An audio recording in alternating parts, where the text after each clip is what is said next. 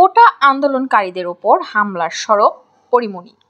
কোটা সংস্কারের দাবিতে রাজপথে নেমেছে সাধারণ ছাত্রছাত্রীরা। দেশ জুড়ে ছড়িয়ে পড়েছে আন্দোলন। এরই মধ্যে ঢাকা বিশ্ববিদ্যালয়ে আন্দোলনকারীদের উপর হামলার ঘটনা ঘটেছে।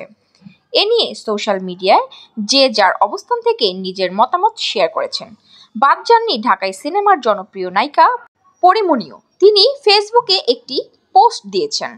সোমবার 14 জুলাই পরিমণি এক ছাত্রীর উপর হামলার ছবি প্রকাশ করে লিখেছেন, নারীর প্রতি সহিংসতায় আপনার জবান বন্ধ থাকলে আপনি মুনাফিক। অভিনেত্রীর এই পোস্টে ভক্ত অনুরাগীরা নানা ধরনের মন্তব্য করছেন।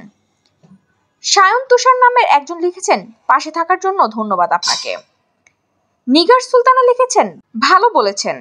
সুমি আক্তার লিখেছেন, সাহসী পরি। HM জুনায়েদ এমরান নামের এক ভক্ত লিখেছেন, সময় উপযোগী সাহসী পোস্ট। এর আগে সোমবার 15 জুলাই দুপুর 2টার পর থেকেই ঢাকা বিশ্ববিদ্যালয় ক্যাম্পাসে দুই পক্ষের মুখোমুখি অবস্থানে উত্তেজনা ছড়িয়ে পড়ে। পরবর্তীতে তা সংঘর্ষের রূপ নেয়। পরে ছাত্রলীগ নেতাকর্মীরা আন্দোলনকারীদের হটিয়ে ক্যাম্পাসের নিয়ন্ত্রণ নেন। এদিকে কোটা সংস্কার আন্দোলনকারীদের ওপর ছাত্রলীগের হামলায় প্রতিবাদে মঙ্গলবার 16 জুলাই দেশের প্রত্যেক ক্যাম্পাসে বিক্ষোভ মিছিল করার ঘোষণা দিয়েছে আন্দোলনকারী শিক্ষার্থীরা। তাদের এই ঘোষণার কিছুক্ষণ পরই ঢাকা বিশ্ববিদ্যালয় সহ দেশের প্রতিটি ক্যাম্পাসে প্রতিবাদী সমাবেশ ডাক দিয়েছেন ছাত্রলীগ। এতক্ষণ আমাদের পাশে থাকার জন্য ধন্যবাদ। ফারজানা আক্তার অধরা,